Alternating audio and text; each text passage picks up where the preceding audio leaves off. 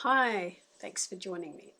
I got asked a couple of questions the other day on the spiritual questions, and I thought I would break them down into a little bit like series and answer each one separately in separate videos.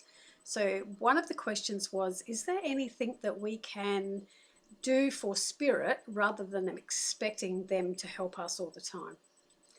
And just to start with, they don't have an ego like on earth. We tend to think if we do something for somebody else, we expect something in return.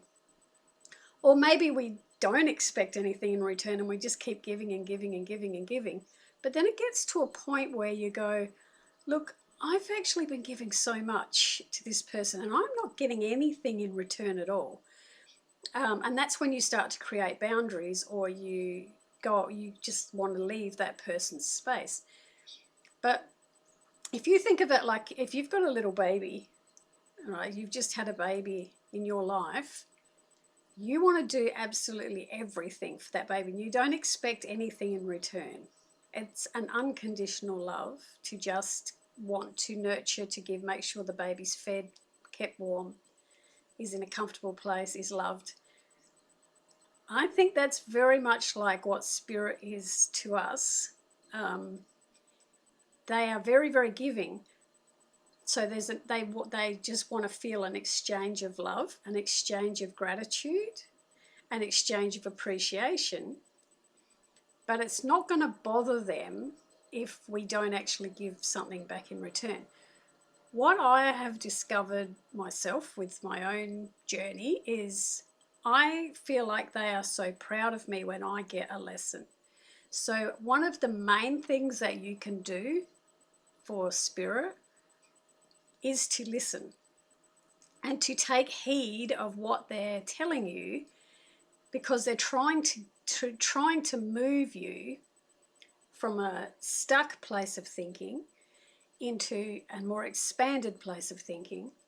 And by doing that, your soul energy expands. So when you take that knowledge back with you to the afterlife, you're expanding the afterlife. So spirit are going to feel very, very honored that you take the lessons while you're here and you listen to what they're trying to share with you, rather than being human and stubborn and saying, I don't want to do that.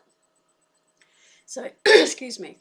I think one of the best things that you can do back for them, especially if it's a guidance, if you're talking more of a guidance, like a spirit that is God, is to listen and to actually take action here on earth to show that you are learning the lessons, that you're being accountable for yourself, that you are looking at ways that you could change to be a better person, to trust, to lose the fear. So those kind of things is going to be something that spirit's going to be very, very proud that you actually did that. And they're trying to guide you with something, and you're actually listening. And it's like a school teacher. If a school teacher is constantly teaching you something and you're not getting it, how does that school teacher feel? They're like, oh, I'm trying so hard to get them to understand this, but they're not getting it. And when that student finally gets it, the joy that the teacher feels is like, oh, and I do the same thing. I've had people, and I might have them for a couple of years, and they kind of get stuck in this, just this little area of their life. They're stuck and they can't move through it. And I will come at it from every angle to try to get them to see something differently, and they're still not getting it. And in the end, I'm just like, I did what I could.